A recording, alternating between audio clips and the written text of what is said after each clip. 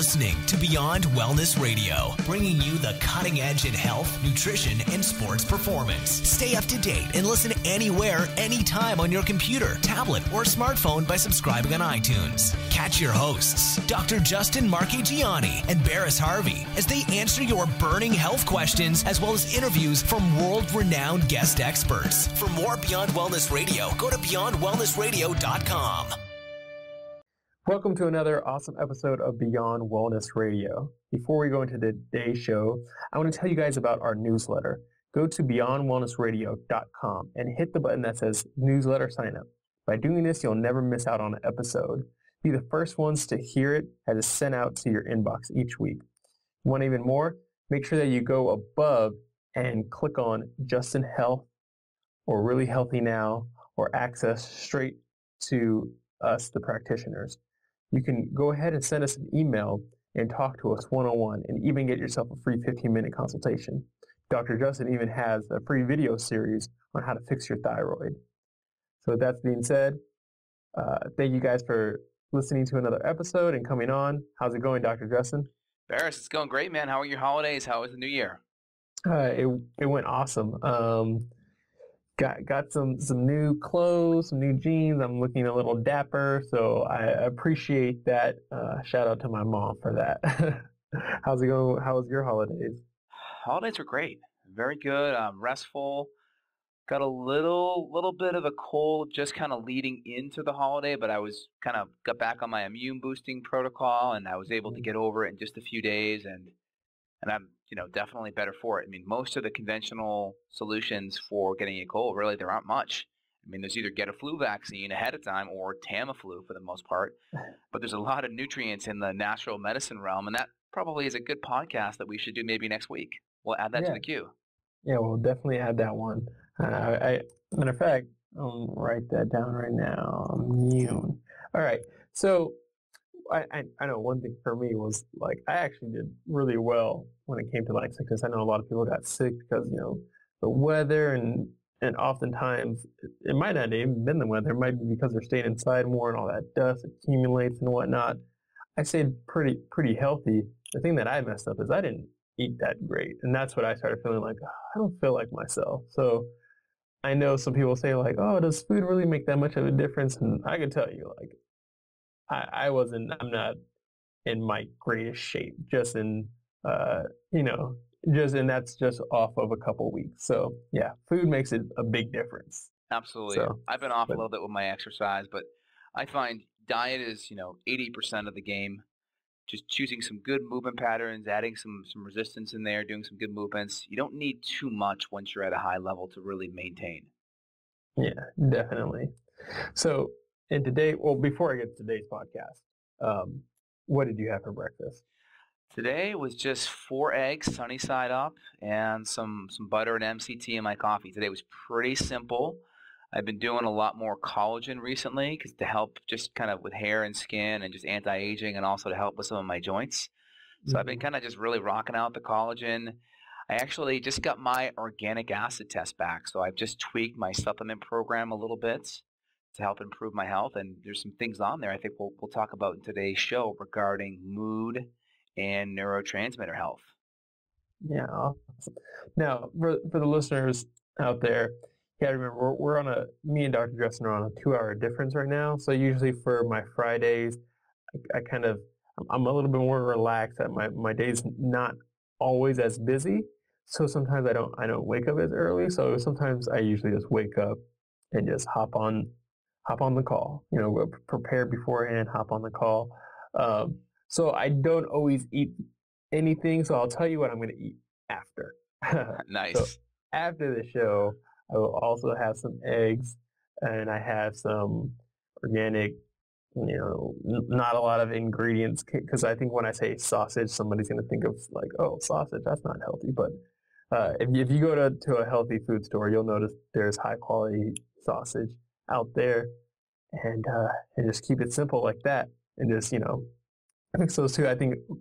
But I do find with dairy, especially if it's higher in fat, so sometimes I like putting some organic sour cream, and I do fine with that. Nice. So, awesome. Yeah. So today's podcast, we're going to talk about fixing our mood. And this is something that can be, it can either be like sleep, it can be PMS. That's something that's almost joked about, and people might joke about it, but it's a real concern and a real matter. And there are other things that, and we got to be careful here because there's a gray area. We mentioned things that might sound a little bit more psychological. We want to remember that, you know, we don't want to say that all drugs are bad or anything of that fashion. We just have to be smart that there are some people with more severe cases that might need more treatment. But you can be on the borderline of some of these things, and maybe there's some underlying things that you can fix yourself. So if you have like a mild depression or like a mild, or even if you do have severe, there are still things you can fix. Just understand that, you know, also talk to your doctor about these things as well. So if you have like some depression issues or some obsessive overthinking, anxiety, today is the show for you. And make sure, you know, you consume as much of this knowledge that you can, and because when your mood is off, it kind of changes who you are. And I've noticed myself, like, not get enough sleep and become irritated, and all of a sudden, like, that's not me. I don't want to be mean to other people. So, and I'm pretty sure you've had that every once in a while, Dr. Justin, where you don't get enough sleep, and maybe you ate something bad, and all of a sudden someone's like, whoa, like, that's not you. And you're like, oh, I'm sorry. That's totally not how I act. Exactly. So when we deal with these issues, we have foundational principles, right? These are things that we cannot ignore these if we want to feel good and have a good mood. So you kind of already alluded to it, sleep. Sleep is ridiculously important because sleep actually helps us have good sensitivity to blood sugar. So what that means is they've done studies where they took healthy college kids, they cut their sleep in half to 4 hours a night. After 1 to 2 weeks later, they were insulin resistant, meaning their cells in their body the receptor sites were numb to sugar, to glucose, and they weren't taking it into the cell properly, and the glucose was accumulating in the blood, creating free radical stress, right? And free radical stress are like basically when the body kind of comes in there and can damage the DNA, right? Mm-hmm. So it's when the body can chip away and chip away at the electrons, essentially. Oxidation is nothing more than a loss of electrons, and that creates damage to the DNA. So we want to really make sure that we have good, stable blood sugar, and the first way we do that is through getting to sleep on time, ideally 10 to 10:30, definitely before midnight. That's going to be a great way to make sure our mood is dialed in. That's one, from a foundational perspective. Mm-hmm. 2, blood sugar. So if you have thyroid issues or adrenal issues, we don't want to be skipping meals. Having enough food that can last us 4 to 5 hours a day is going to be huge. 4 to 5 hours in between meals. So having your breakfast within an hour of getting up, eating the right ratios of protein and fat and carbohydrates for you is very important. And you should go about 4 to 5 hours, and you shouldn't be starving at 4 to 5 hours. So those are some really key foundational principles: blood sugar and sleep. Do you want to add to that, Baris? Yeah, that's something that we should always make sure that we have down as a basic borderline. If your blood sugar's off, that's an easy way to get irritable if you're not sleeping enough. Those are, I guess, basic foundational things that you want to mention. So as long as people know that, hey, make sure you're getting enough. If those two things aren't on point, any of this other stuff we're going to talk about is just minutia at that point, right? Exactly. And regarding all the blood sugar stuff, most people are kind of brainwashed regarding blood sugar. Oh, if my blood sugar drops, like, eat a candy bar or something, or like have some candy. Like, that's not what we're talking about here. Yeah. So I use a lot of analogies, and I think you do as well with your practice and with your patients. But I always tell patients, imagine you got a campfire in front of you, right? You want that campfire you want to ignite that fire, but you want it to stay lit for a while so you don't get cold, right? And just think of the heat from the energy is like, the heat from the fire is analogous to your energy throughout the day and in between meals. So for the most part, the logs on the fire are going to be really important. So the logs are like the protein and the fat. And by protein, we're just going to go out there with the assumption organic, high quality, grass-fed meat, chicken, fish, beef, skin on, good quality fats from like grass-fed butter, ghee, coconut oil, tallow, beef, things like that. So that's kind of already lumped into when we say protein and fat, the quality is already built into that. So those are like the logs in the fire. And if anyone's lit a fire before, they probably know they maybe use a little bit of kindling. And some of that kindling may be some paper. Now that paper, in real world terms, may mean maybe some low glycemic fruit, berries, things of that nature. Or maybe it's some vegetables. Maybe it's some vegetables like broccoli or spinach, right? And then sometimes we have things like gasoline that we use in the fire, and that may be like sugar, refined sugar, or even alcohol. Yeah. So if you ever just like have like your match lit and you put a whole bunch of gasoline on it, it goes up and then out. Yeah. And that's kind of analogous to how people's moods are, right? They go up, they're like bouncing off the walls, feeling super good, and then they're crashing with their head on their desk just a little while later. So we want to make sure when that fire is there, maybe we have 80 to 90% good logs, and then we put maybe a little bit of paper in there, using the right carbohydrate, for your metabolic needs. If you're working out that morning, you may put a sweet potato in there. If you're trying to lose weight, or you're trying to, eat according to healthy thyroid and adrenal function, you may go lower carb in the morning and ramp up carbs later in the day. Kind of like an adrenal reset diet where you go higher carbs at night when cortisol is lower, and you maybe go lower carb during the day when cortisol is higher. So that's kind of a good analogy there. And just think, when you light that fire, right, the logs are like the proteins and fats, and maybe the kindling is like some of the carbohydrates, and just choosing the right kindling that's appropriate for your metabolism. Yeah, definitely. So that sounds great. You also did a podcast on blood sugar in the past as well. So I'm going to advise all you guys out there to search that one up. I can also put a link in there as well on that. We talked a lot about different supplements that you can take, or foods that can help with helping your blood sugar, and what different cravings mean, and how to kind of fix these. Because low blood sugar, you're going to end up being stressed out and cranky and irritable and have a headache. So Absolutely. No good. Yeah, no good. We mentioned making sure that our diet's right, avoiding the sweet foods. And could there also be some specific foods that just might throw people off? I know some people just don't do good with caffeine. Some people might be allergic to certain foods. What are just some certain foods that are just like no-nos for people? Well, of course, we have like foods like gluten. And for the most part, I kind of reverse the effects on gluten, where gluten is guilty till proven innocent, because there's such a majority of people out there that will benefit from cutting gluten out. Yeah. The fact that gluten is a nutrient poor food, it's inflammatory, it doesn't have the nutrients in it we need, it can spike our blood sugar, it can also create leaky guts, and then also it's highly refined with folic acid, which a lot of people don't have the MTHFR gene, so then they convert folic acid. They can't convert it, and it can be precancerous. So there's so many reasons to cut out. Why not to eat it versus to eat it, right? So a lot of people are like, oh, well, you're just being a zealot, not everyone's gluten sensitive. In my experience, the majority are gluten sensitive. So if I err on the side of cutting it out and keeping it out, then I'm going to help more people than I hurt from that perspective.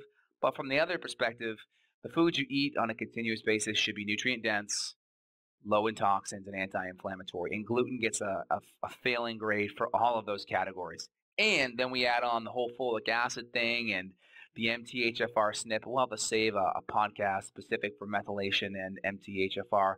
But most people can't convert, whether they're heterozygous MTHFR or homozygous, meaning one gene or two genes. They're going to have a hard time converting folic acid into active folate or MTHFR folate. So gluten's going to be a big boy there. Any other foods you can think of? Any anti-inflammatory foods or?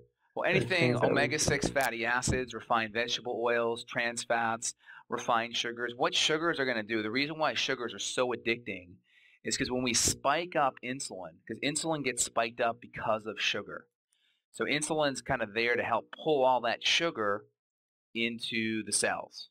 And so for the first part of that, when you're eating some protein and a whole bunch of sugar, it's going to shuttle as much sugar into the cells and into the muscles.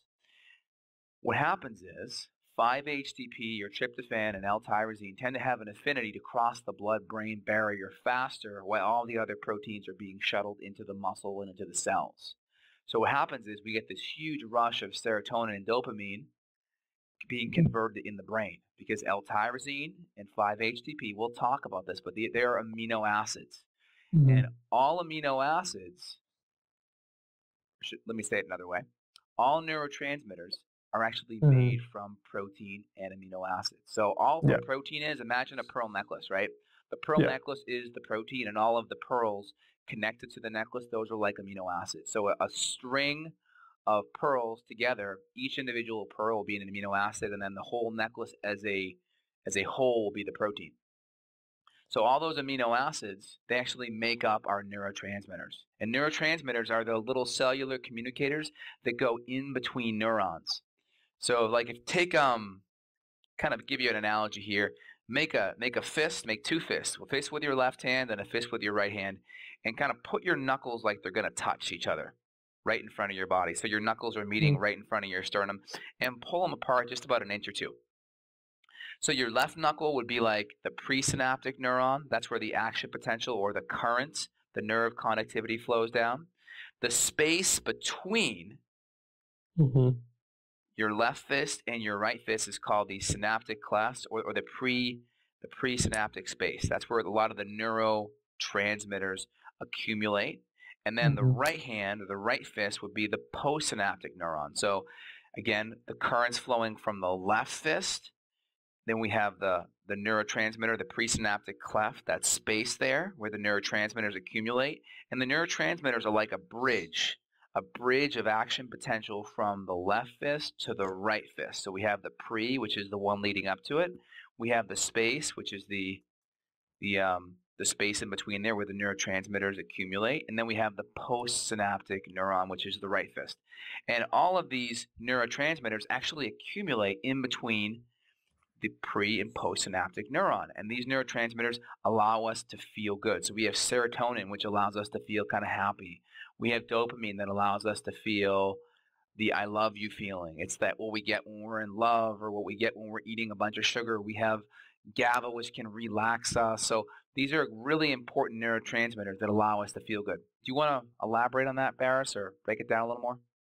Yeah, I think the analogy that you used was great. You know, like either you wrote down some good notes when you were taking anatomy, or you had a great anatomy teacher. Like, just I went ahead and did it myself with the two hands, and like that's almost exactly how like it looks. It has a little bulb at the ends, and there's skinny neurons, and that's where.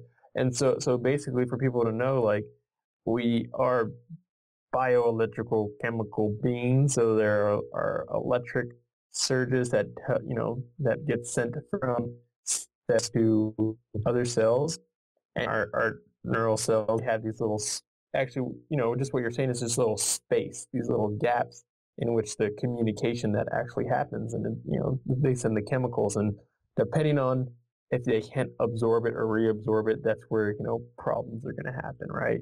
Exactly. So, like if someone is either overstimulated or they can't reabsorb something appropriately, that's when for an example, if someone does cocaine often, dopamine is gonna shoot out very often, right? And it keeps it in that rather than getting reabsorbed, it keeps it in that synaptic cleft.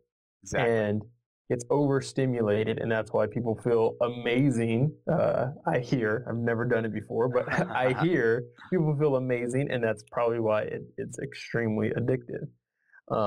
Not to the same level, but that kind of happens with sugar as well. So I'm not saying that sugar is cocaine, but there is a similar mechanism, and that's just why, sometimes your sweet tooth wins the battle when it comes to your willpower. So, well, also from that standpoint, there have been studies where they fed rats. Rats had a chance to choose cocaine or Oreo cookies, and they found the rats were choosing the Oreo cookies over the cocaine, and they found the same areas of the brain that were being lit up with the cocaine use were being lit up with the Oreo cookie use. So at the same standpoint, one is just, more societally accepted than the other, right? We don't look too, friendly on, drug abusers in society. In my opinion, we should treat them like severe obese people that just that have no self-control. It should be looked at between that, because people aren't really getting help. Throwing people that are like just neuronally damaged in jail. It's just it's not fixing the problem, and they come out as violent criminals. So we don't do that with severe obese people that just can't stop eating, because that's like a societally accepted thing. But what happens is the same parts of the brain are being lit up. And what we're doing with food, what we're doing with dopamine, what we're doing with cocaine to increase dopamine, what we're doing with SSRIs or all these drugs, they have one thing in common, and that is they are changing the location of where these neurotransmitters are. So again, left fist, right fist, the in-between space, that's where the neurotransmitters accumulate. What they're doing is they're taking all of the neurotransmitters that are stored up in this left fist, and they're bringing it out into the middle. Now here's where it's interesting. When we change the location, when we pull these neurotransmitters out of that left fist and we put it in between in the middle, we get that really good feeling. But the problem is, the longer they stay outside of the fist and in this space, they break down faster. So let me say it again. Most habits that are drug-induced or sugar-induced, or let's say it's like CrossFit extreme exercise induced, or like jumping out of airplanes, any type of like crazy addiction that's bringing you negative results in your life, that's just changing the neurotransmitter location. And the more you rely on changing the location, the faster these neurochemicals break down, which sets you up for long-term destruction, because then the amount of neurochemicals that are there drop, and those neurochemicals can't carry the signal from the left fist to the right fist, or for the science junkies out there, the presynaptic neuron to the postsynaptic neuron. And that's important. So in functional medicine world, we want to work on things that don't just change location, but actually build up the amount of neurotransmitter in that location. Because that's when you start to get that's where it starts to get insensitive, right? Or it's not communicating the signal strong enough, and all of a sudden, what used to be, super powerful, now the only way you get happy is with cocaine, because nothing is strong enough to have that feeling, right? Exactly. It's like those Einstein balls. So like if you ever see them in the museum or on like, cool little places, they have like these little balls that like swing and like hit a ball, and the other ball kind of goes up the exact same place, and it kind of swings back and forth and hits. So if you're on Google Images, just type in Einstein balls and you know what I'm talking about. But imagine that first ball hitting and that second ball barely moving. Like that's what happens if there's not enough neurotransmitter in between that left fist or that right fist. And most of the drugs, let's just break down a few drugs, like Celexa or Lexapro. These are selective serotonin. That means they're working on increasing serotonin in the synapse. Reuptake inhibitor. That means it's blocking the body's ability to pull it back up into the presynaptic neuron or that left fist. And then you look at other drugs like Wellbutrin. That's going to be more of a dopamine inhibitor. And there are other drugs for migraines that are norepinephrine inhibitors. So a lot of these drugs work on just blocking the uptake, which in essence changes the location of where these chemicals are. And definitely.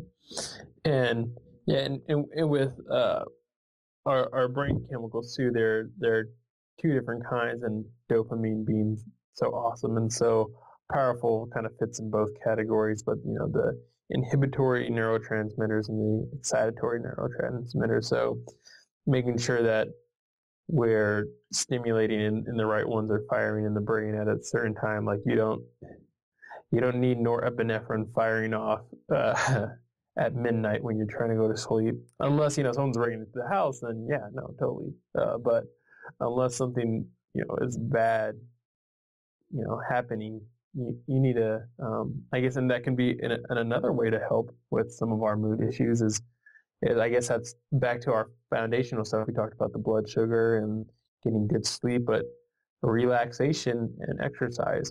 Exercising is a healthy way to, one, get your body moving, get the hormones push in the right direction, but also it might not always feel good when you're doing it if it's hard, but you feel really good after, and you get really good sensation, and you're kind of fixing some of your neurotransmitters, but also making sure that regular relaxation, you know, if you're stressed out all the time, if you're in a crisis, we know that we don't feel right. But if it's daily, if it's chronic, and we're letting maybe that person at work or our relationship hinder how we feel and our relaxation, and you go to sleep every night not feeling well, you kind of create this vicious cycle. Well, now if you can't, you know, maybe that's causing some longer term depression, or can even cause like other problems. Those are some really good points, Baris. So Baris, let's talk about some things we can do from a supplemental perspective. Yeah, that'd be awesome. And real quick too, just for some resources that people might want to know about right before we hit into the supplements that I know you're gonna just wow people. If I can speak English, the Mood Cure by Julia Ross, right? And also Change Your Brain, Change Your Body. Dr. Yeah. Yep. So those are other great resources. But you'll go ahead and knock some supplemental advice to our listeners. Absolutely. Very good. So it really depends on what the problem is, because a lot of hormones actually are natural kind of reuptake inhibitors.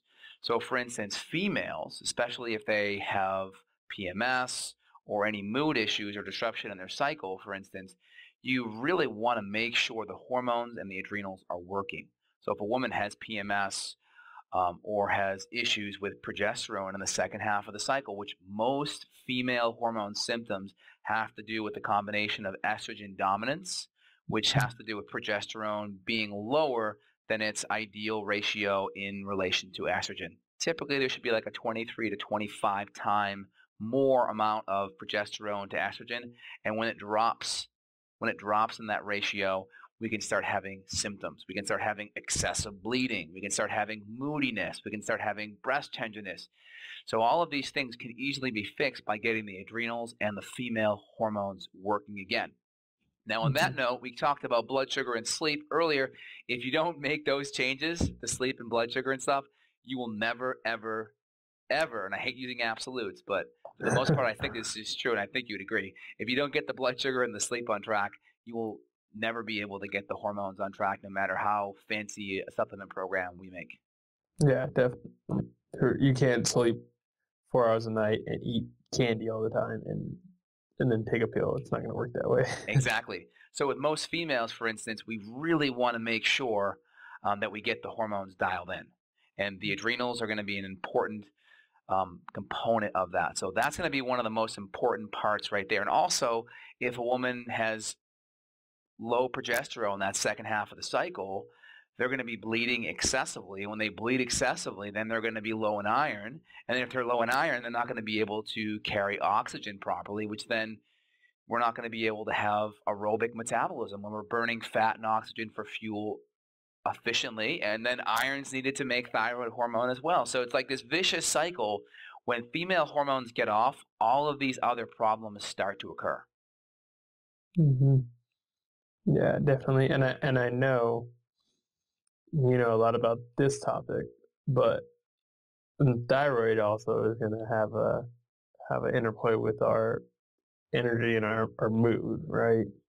Exactly. You feel lethargic, you're probably not the happiest person in the world. Exactly. So that kind of leads us into the next thing. We have kind of our hormone centers. We have ATF for females and ATM for males, meaning adrenals, thyroid, male hormones, or adrenals, thyroid, and female hormones.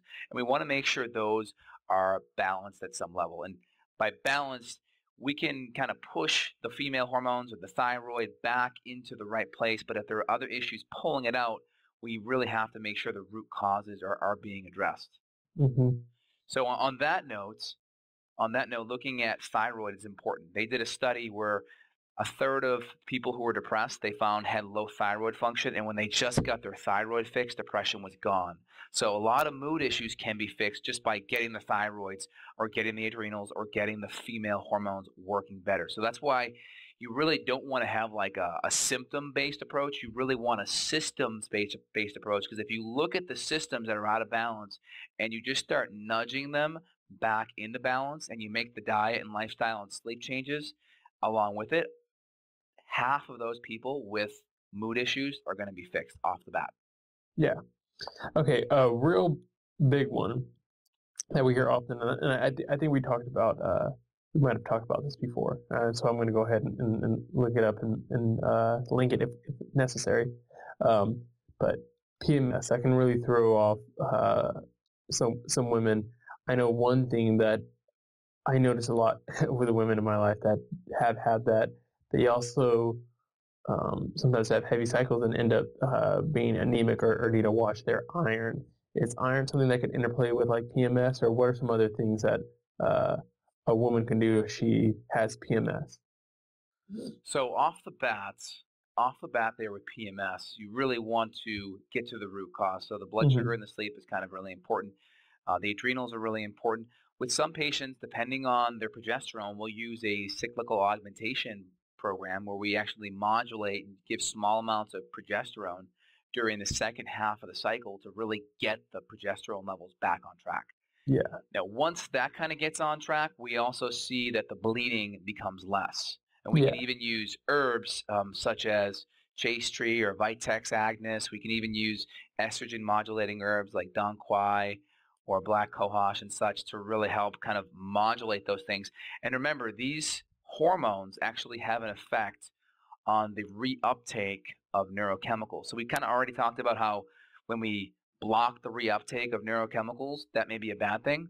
But if we're blocking the reuptake by just restoring normal physiology, that may not necessarily be a bad thing, because we're just trying to push the body back into balance. We're not trying to use hormones or supplements like a drug. We're trying to use them to push normal physiology back. And if those hormones help and provide enough blocking activation to make the person feel better, well, the issue may have just been the hormonal imbalance driving that neurochemical imbalance, and that neurochemical imbalance is restored to normal function. So maybe it's just the hormones that are actually causing the reuptake issue. Like monoamine oxidase, or MAO, is a specific drug out there. Now, if we can do something via natural means, it's always better, because natural means tend to have more, how should I say it? They have more homeostatic mechanisms involved. So there's more sensors, if you will, to make sure things are working properly. When we use a drug, there's just one objection. It's to block an enzyme or to inhibit some type of pathway, and there aren't quite as many feedbacks letting things know that, we're in balance. Yeah, it could just be like fixing one specific thing, but the body doesn't. Yeah, exactly. You pop one down, another one comes up. Yeah, like, okay, why did that happen? We don't know. Yeah. Exactly. Whereas, you eat a food and there's so many different chemicals and signals in there, and helps boost a certain area, but it also just like works in rhythm with your own body. Exactly. Definitely. So the next perspective is we can actually give amino acids to help with boosting up the location of these neurotransmitters. So for instance, we have 5-HTP, which is a precursor to serotonin, and we have L-tyrosine, which is a precursor to dopamine. Now, when we do this with a lot of patients, I recommend using 5-HTP over L-tryptophan, because there's an enzymatic regulation where you only can make so much serotonin from L-tryptophan. With some people that may have damage or may need higher amounts than normal, you want to use 5-HTP, because you're not going to have that that capacitor, or that what do they call it when it prevents it from getting higher? They have it in cars, for instance, to prevent the engine from going too hot. I forget the term. It'll come to me in a minute there, but it's basically preventing the transmission and the conversion of serotonin. But if you use 5-HTP, I'm sorry, that term is governor. If you have a governor on something, the governor prevents it from going too high. So the governor is taken off when you're given 5-HTP. So you can actually get higher levels of serotonin than if you just gave L-tryptophan instead. So I like 5-HTP. The key is we have to give it with B6. That's really important. We need B6 to actually help convert 5-HTP to serotonin. And I always give, for the most part, starting out, 5-HTP and L-tyrosine in a balanced formula of 10-1. So 10 times more L-tyrosine than 5-HTP. So if we're dealing with 100 units of 5-HTP, we want to have 1,000 units or 1,000 milligrams of L-tyrosine. And that's important because the same enzymes that metabolize 5-HTP, which is the amino acid decarboxylase enzyme, that amino acid is the same one that metabolizes L-tyrosine. So if we're stimulating this enzyme to break down 5-HTP and we're giving more 5-HTP and this enzyme's upregulated and we don't have an additional amount of L-tyrosine there along with it, we can start creating deficiencies because of us upregulating that enzyme. So you always want to give these long-term, right, more than a month or two. You want to give them in conjunction and ideally with B6 and ideally being on other good multivitamin with B12 and folate and all the other nutrients is kind of there as a blanket to make sure that there's no nutrients that are missing for neurotransmitter metabolism. Yeah, definitely. That sounds good. I know that that some people do really good with the 5-HTP, like you mentioned, and whether that be in a smaller dose or a larger dose of L-tryptophan. But also there are some people that do really well with the GABA, the gamma amino butyric acid, Right. which is that natural tranquilizer like chemical, which kind of relaxes us and loosens us up, kind of. And I know I've used it before in the past as well. So I've actually taken, I think it's Source Naturals, but they had this like theanine serene, which had like had a little bit of GABA and theanine, and I think some magnesium and some other natural herbs. It was really nice. I forget the formula off the top of my head, but tell us a little bit about GABA and how that can help with sleep. So GABA can be helpful. This is kind of a controversial school of thought. So Yeah, I'm a big fan of Marty Hinz. He does a lot of research on neurotransmitters. Basically, he's like the catch-all guy that neurotransmitters can fix everything. And in the functional medicine world, we want to be careful of absolutes. I think neurotransmitters can be a real powerful tool in your tool belt to address any type of mood-related issue. But I think we also need a good functional medicine model where we don't, throw the baby out with the bathwater. So I think it's important. So on top of GABA, if you look at Marty Hinz's type of perspective, he says that dopamine and serotonin are going to be the master regulators of GABA. Meaning that if we work on dopamine and serotonin, the GABA kind of takes care of itself, if you will. Now, on that note, I've seen patients that do well with GABA. But on the same standpoint, you talk to other people like people that are in Dr. Karazian's camp, they'll say that GABA cannot cross the blood-brain barrier. It is too big. It's too large. The research papers say this. And the only reason why you'd have an effect with GABA is because you have a leaky gut / leaky brain. And then the GABA is passing in there and having that type of an effect. Now, personally, myself, GABA does nothing to me. I have had a lot of patients where it's done nothing, and I've had some where they swear by it. So is that true or is it not? Well, it's hard to say. And with so many people having leaky guts, maybe there's more people out there that have leaky brains than we think and actually benefit from GABA. But I like Hinz's school of thought that we really want to deal with the master neurotransmitters, because a lot of times when we deal with the masters, everything kind of gets put back in balance, taken care of. Exactly. Yeah, definitely. Sounds good. That sounds good. And I know that there's a lot of stuff when it comes to all these things. And we talked about making sure we get the basic functional, make sure you get to sleep, make sure you relax, make sure you have a healthy mood and your blood sugar is regulated. I mean, some other functional stuff, anti-inflammatory diet,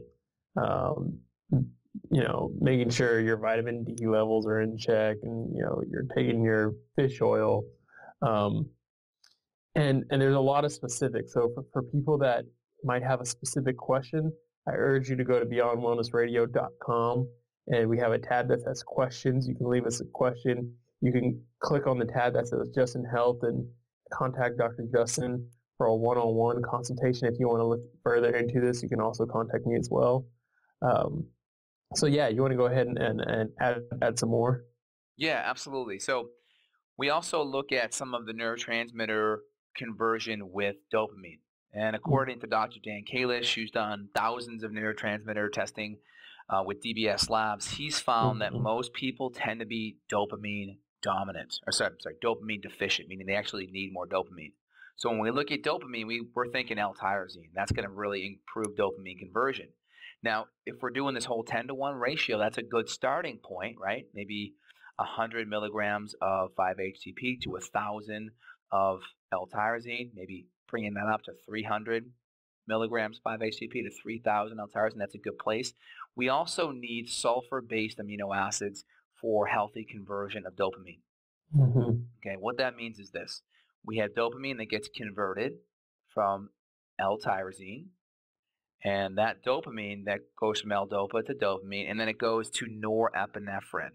And norepinephrine, to have that conversion from dopamine to norepinephrine, we need some certain nutrients there. All right, so norepinephrine to go to epinephrine needs sulfur-based amino acids, and there's two main ones that you could use, SAMe or methionine or cysteine. So cysteine's a pretty rare one. Dr. Hinz uses cysteine. I use L-methionine instead because it's a little bit more cost-effective than SAMe. SAMe's pretty expensive. So I'll use L-methionine with patients instead, and L-methionine will really help with that conversion of norepinephrine to epinephrine, right?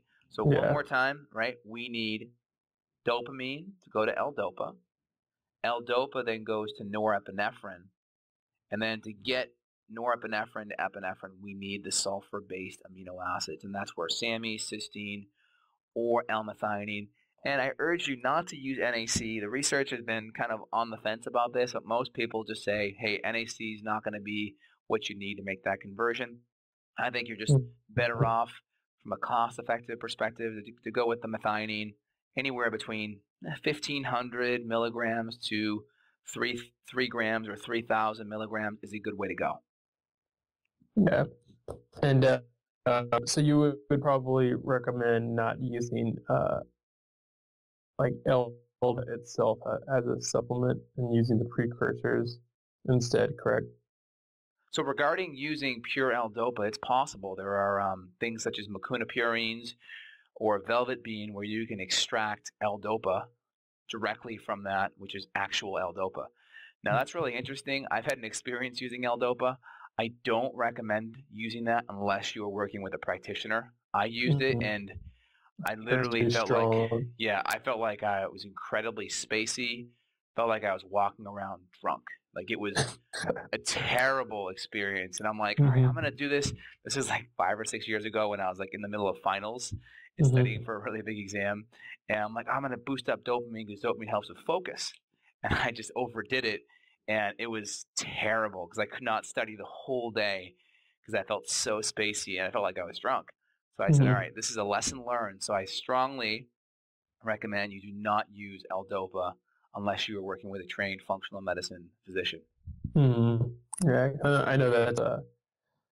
I forgot when I first saw it, I've never used it myself, so I can't really give my 2 cents on it. But I remember, probably like a long time ago when I was just looking for stuff for like workout supplements, and it was like supposed to help with boosting testosterone and whatnot. And that's when I first. But after researching it, it might do a little bit of that, but it's more so with the dopamine like response. But yeah, you don't want the opposite like effect.